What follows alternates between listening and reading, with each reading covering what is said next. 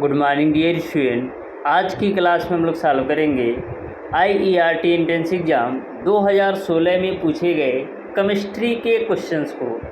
इसके पहले ऑलरेडी मैंने मैथ एवं फिजिक्स के क्वेश्चंस को बिल्कुल शानदार तरीके से सॉल्व करवा दिया है। यदि वह वीडियो आपने अभी तक नहीं देखा है तो ज़रूर देखिएगा, डिस्क्रिप्शन में उसका लिंक मिल जाएगा। डियर स्टूडेंट, जितने भी क्वेश्चन का मैं सॉल्यूशन करवाता हूँ, टोटल क्वेश्चन का सॉल्यूशन बिल्कुल कॉन्सेप्ट के साथ आपको करवाता हूँ, जिससे आपको प्रत्येक क्वेश्चन के कॉन्सेप्ट बिल्कुल अच्छी तरीके से, शानदार तरीके से समझ में आ सके। और डियर स्टूडेंट, एक बात मैं और आपको बता दूँ डियर स्टूडेंट, आज की क्लास में आपके पिछले 7 प्रीवियस ईयर पेपर सेट का कंप्लीट सॉल्यूशन हो जाएगा। यानी कि आज की क्लास में आपका 2016 से लेकर के 2022 तक जितने भी प्रीवियस ईयर पेपर सेट में क्वेश्चन पूछे गए थे, टोटल क्वेश्चन का मैंने सॉल्यूशन करवा दिया है।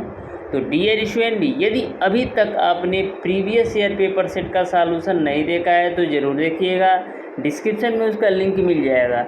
डियर स्टूडेंट, हमारी आपसे रिक्वेस्ट है कि जो भी स्टूडेंट IERT एंट्रेंस एग्ज़ाम 2023 देने वाले हैं, कम से कम dear student 10 previous year paper set का अच्छी तरीके से ज़रूर सॉल्यूशन करके जाइएगा, जिससे आपको क्लियर समझ में आ सके कि कैसे क्वेश्चन हमारे एग्ज़ाम में पूछे जा सकते हैं। और previous year paper set solve करने से आपका फ़ायदा ये भी होगा कि आपका प्रत्येक चैप्टर का रिवीजन भी होता रहेगा और आपको अपनी गलती भी समझ में आएगी कि हमारे जो क्वेश्चन गलत हो रहे हैं वो आपका किस चैप्टर से क्वेश्चन गलत हो रहे हैं।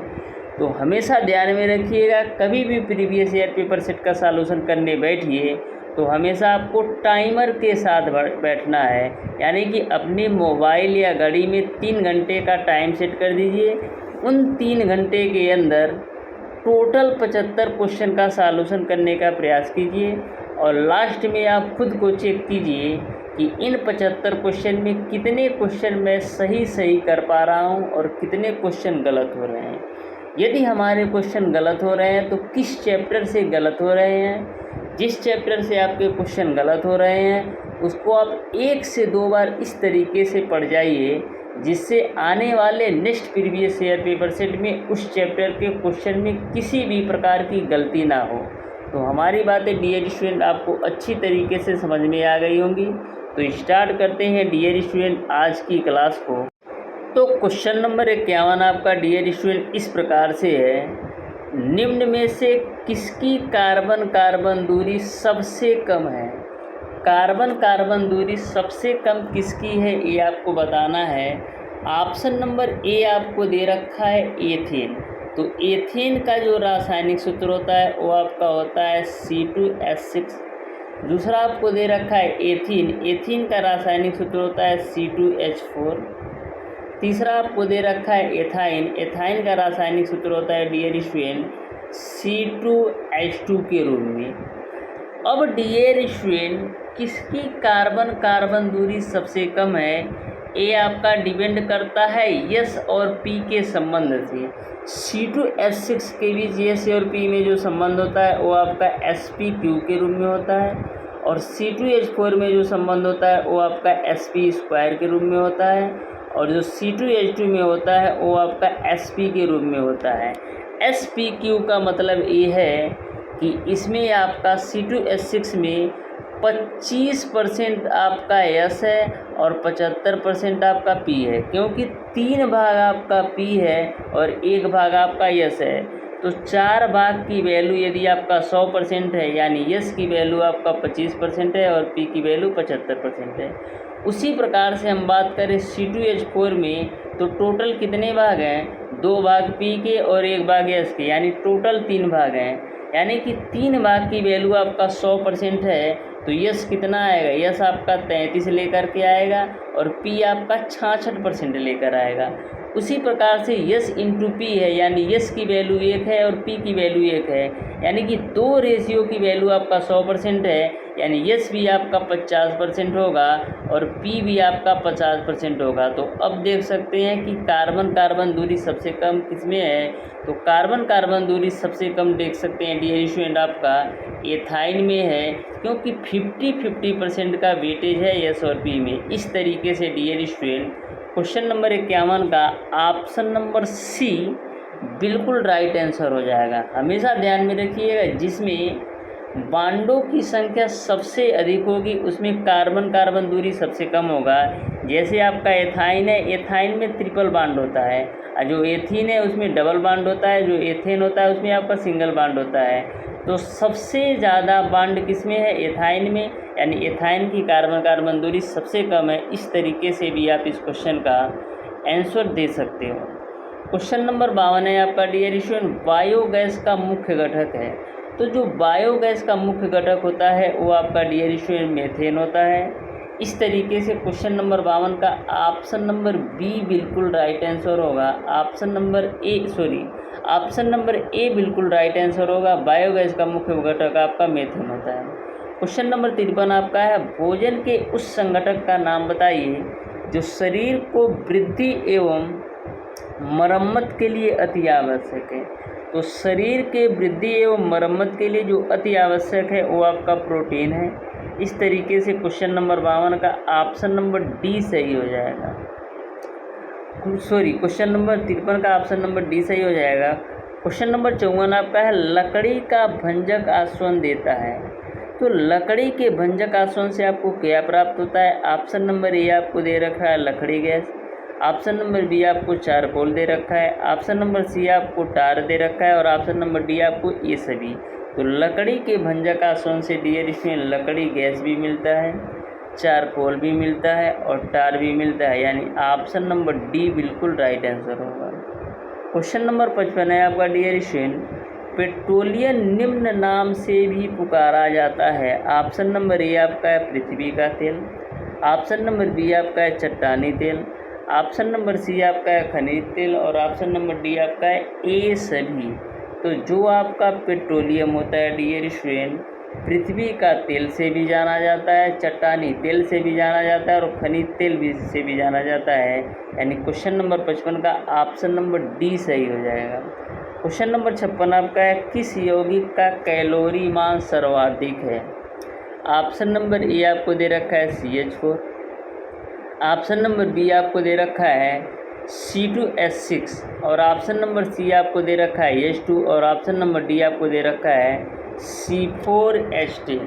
तो आपको बताना है डियर स्टूडेंट कि किस यौगिक का कैलोरी मान सर्वाधिक है। तो चारों ऑप्शंस को आप ध्यान से देखिए और बताइए डियर स्टूडेंट किस यौगिक का कैलोरी मान सबसे अधिक है। तो ध्यान से पढ़िए और बताइए किस यौगिक का कैलोरी मान सबसे अधिक होगा। ऑप्शन नंबर ए आपको मेथेन दे रखा है, ऑप्शन नंबर बी आपको एथेन दे रखा है, ऑप्शन नंबर सी आपको दे रखा है डियर स्टूडेंट हाइड्रोजन और ऑप्शन नंबर डी आपको दे रखा है C4H10। तो आपको पता है जो आपका हाइड्रोजन होता है इसका कैलोरी मान सर्वाधिक होता है, यानी क्वेश्चन नंबर 56 का ऑप्शन नंबर सी सही हो जाएगा।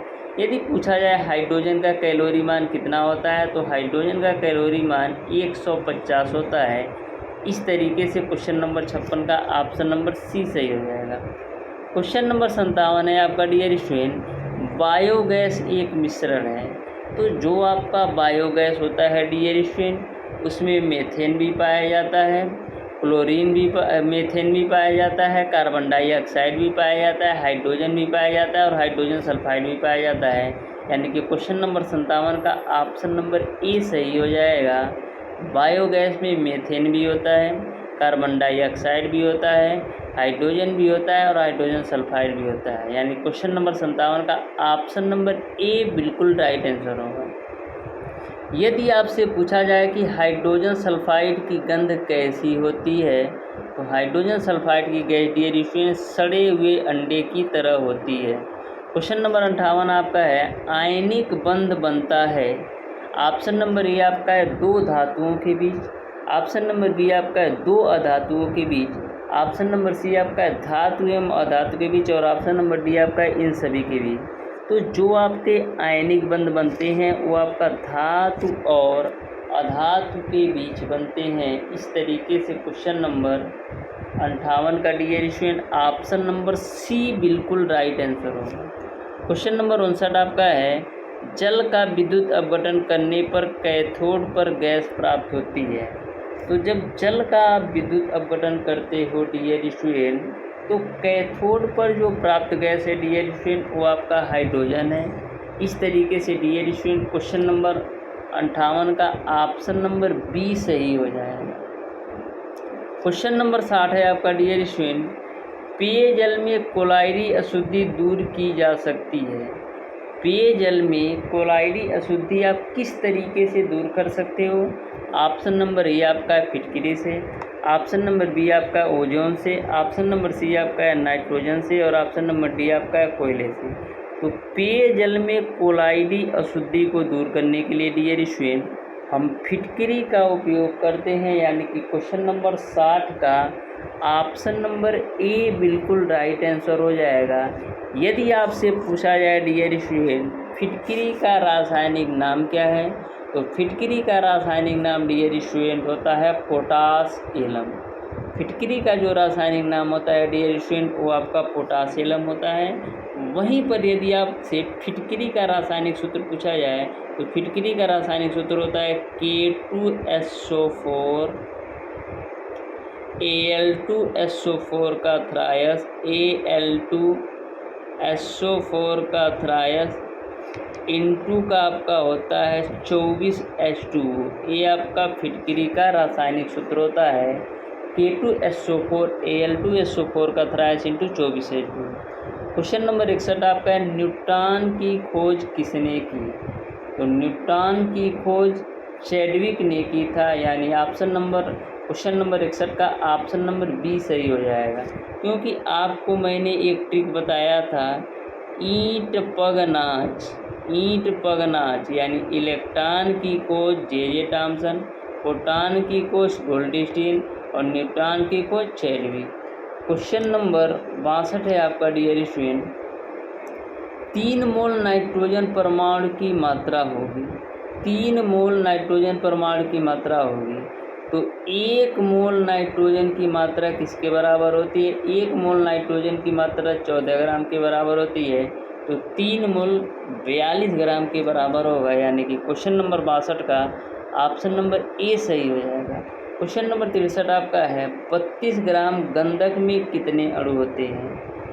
तो 32 ग्राम पूछे चाहे 65 ग्राम पूछे चाहे 78 ग्राम पूछे, सभी में जो परमाणुओं की संख्या होती है वो आपका एवोगैड्रो संख्या के बराबर, यानी कि 6.023 × 10⁻23 होती है। इस तरीके से क्वेश्चन नंबर 63 का ऑप्शन नंबर ए सही होगा। क्वेश्चन नंबर 64 आपका है, पृथ्वी पर पाई जाने वाली धातुओं में किसकी प्रतिशतता भार के अनुसार अधिकतम होती है? धातु की बात की गई है कि किसकी प्रतिशतता सबसे अधिक होती है, तो जो आपका एल्युमिनियम होता है डियर स्टूडेंट, इसकी प्रतिशतता पृथ्वी पर पाए जाने वाले धातुओं में सर्वाधिक होता है, यानी क्वेश्चन नंबर 64 का ऑप्शन नंबर बी सही हो जाएगा। आप डियर स्टूडेंट बता दीजिएगा कि पृथ्वी पर पाए जाने वाले अधातुओं में किसकी प्रतिशतता किसकी ज़्यादा होती है। क्वेश्चन नंबर 65 आपका है, कौन सी धातु स्वतंत्र अवस्था में नहीं पाई जाती? ऑप्शन नंबर ए आपका है एल्युमिनियम, ऑप्शन नंबर बी आपका है कॉपर, ऑप्शन नंबर सी आपका है Au और ऑप्शन नंबर डी आपका है Ag। यह क्वेश्चन मैंने कई बार सॉल्व करवा रखा है, तो बताइएगा डियर स्टूडेंट क्वेश्चन नंबर 65 का कौन सा ऑप्शन सही होगा? क्वेश्चन नंबर 65 का डियर स्टूडेंट कौन सा ऑप्शन सही होगा, इस क्वेश्चन को बताइएगा। क्वेश्चन नंबर 66 है आपका डियर स्टूडेंट, अयस्कों के सांद्रण के फेन उत्प्लावन विधि प्रायः किस प्रकार के अवयवों के लिए प्रयुक्त की जाती है? अयस्कों के सांद्रण के फेन उत्प्लावन विधि प्रायः किस प्रकार के अयस्कों अवयवों के लिए प्रयुक्त की जाती है? तो यह डियर स्टूडेंट प्रायः आपका सल्फाइड अयस्क के लिए प्रयोग किया जाता है, यानी क्वेश्चन नंबर 66 का ऑप्शन नंबर बी सही हो जाएगा। क्वेश्चन नंबर 67 आपका है मैलेकाइट किसका अयस्क है? तो जो आपका मैलेकाइट होता है डियर स्टूडेंट, कापर का अयस्क होता है, यानी कि क्वेश्चन नंबर 67 का ऑप्शन नंबर डी सही हो जाएगा। क्वेश्चन नंबर 68 आपका है जर्मन सिल्वर है। तो हमेशा ध्यान में रखिएगा, जर्मन सिल्वर केवल इसका नाम है, लेकिन इसमें सिल्वर धातु नहीं होती। जर्मन सिल्वर केवल इसका नाम है, लेकिन इसमें सिल्वर धातु नहीं होती है। जर्मन सिल्वर आपका कापर, जिंक और निकिल का मिश्रण होता है। इस तरीके से क्वेश्चन नंबर 68 का ऑप्शन नंबर ए सही हो जाएगा। क्वेश्चन नंबर 69 आपका है मृदु साबुन बनाने में आवश्यक पदार्थ है। ऑप्शन नंबर ए आपका है caustic soda, option number B आपका है धामन सोडा, ऑप्शन नंबर सी आपका है खाने वाला सोडा और ऑप्शन नंबर डी आपका है कास्टिक सोडा। तो मृदु साबुन बनाने के लिए डियर स्टूडेंट आपका कास्टिक सोडा उपयुक्त होता है, यानी कि क्वेश्चन नंबर 69 का ऑप्शन नंबर ए सही हो जाएगा। क्वेश्चन नंबर 70 आपका है साबुन में झाग उत्पन्न करने के लिए मिलाते हैं। ऑप्शन नंबर ए आपका है caustic soda, option number B आपका है sodium silicate, option number C आपका है कार्बोनिकम और ऑप्शन नंबर डी आपका है बिरोजा। तो साबुन में झाग उत्पन्न करने के लिए डियर स्टूडेंट हम क्या मिलाते हैं? तो साबुन में झाग उत्पन्न करने के लिए डियर स्टूडेंट हम बिरोजा मिलाते हैं, यानी कि क्वेश्चन नंबर 70 का ऑप्शन नंबर डी सही हो जाएगा। क्वेश्चन नंबर 71 आपका डियर स्टूडेंट CH3CHO का IUPAC नेम बताओ। CH3CHO का IUPAC नेम बताओ। मैंने डियर स्टूडेंट IUPAC नेम को बिल्कुल शानदार तरीके से कवर करवा दिया है। यदि वो वीडियोज आपने अभी तक नहीं देखा है तो ज़रूर देखिएगा, डिस्क्रिप्शन में उसका लिंक मिल जाएगा। एक वीडियो के माध्यम से मैंने कंप्लीट सॉल्यूशन करवा दिया है। तो CH3CHO का IUPAC नेम बताना है। तो कितने कार्बन हैं? आपके 2 कार्बन हैं, यानी क्या आएगा? एथ आएगा। 2 कार्बन है तो एथ आएगा, प्लस का CHO के क्रियात्मक समूह का क्या नाम है? अल नाम है। तो क्या हो जाएगा? एथेनल हो जाएगा, यानी कि क्वेश्चन नंबर 71 का ऑप्शन नंबर डी सही हो जाएगा। क्वेश्चन नंबर 72 आपका है बहुलीकृत पदार्थ पॉलीथीन किस यौगिक से बनता है? तो बहुलीकृत पदार्थ पॉलीथीन जो होता है डियर स्टूडेंट किससे बनता है, ये आपको बताना है। तो जो आपका पॉलीथीन बनता है एथीन से बनता है। आपका क्वेश्चन नंबर 72 और क्वेश्चन नंबर 73 आपका छूट गया है, इसको मैं बता देता हूँ। जो आपका क्वेश्चन नंबर 72 है, पूछा गया है कच्चे फलों को पकाने में सहायक है। तो कच्चे फलों को पकाने में सहायक क्या होता है? तो कच्चे फलों को पकाने में डियर स्टूडेंट एथिलीन सहायक होता है। कच्चे फलों को पकाने के लिए एथिलीन सहायक होता है, ध्यान में रखिएगा, एथिलीन कच्चे फलों के लिए। और जो आपका एसिटिलीन होता है, वो आपका बिल्डिंग में उपयोग होता है।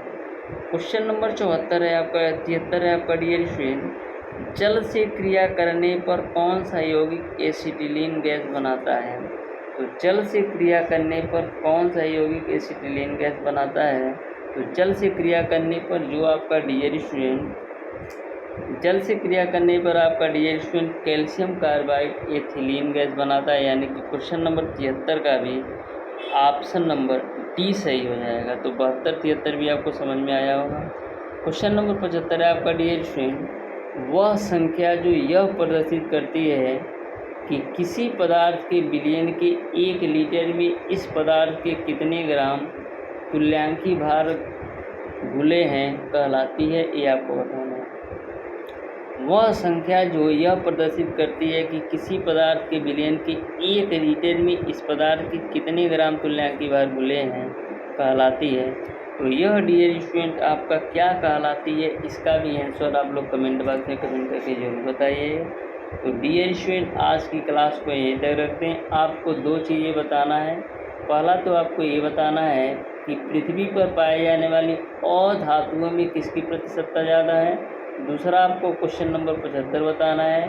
तीसरा आप सिंदूर का रासायनिक सूत्र बता दीजिएगा। तो इन तीनों क्वेश्चन का आंसर कमेंट बॉक्स में कमेंट करके जरूर बताइएगा। तो डियर स्टूडेंट, आज की क्लास आपको कैसी लगी? मिलते हैं नेक्स्ट क्लास में, तब तक के लिए धन्यवाद।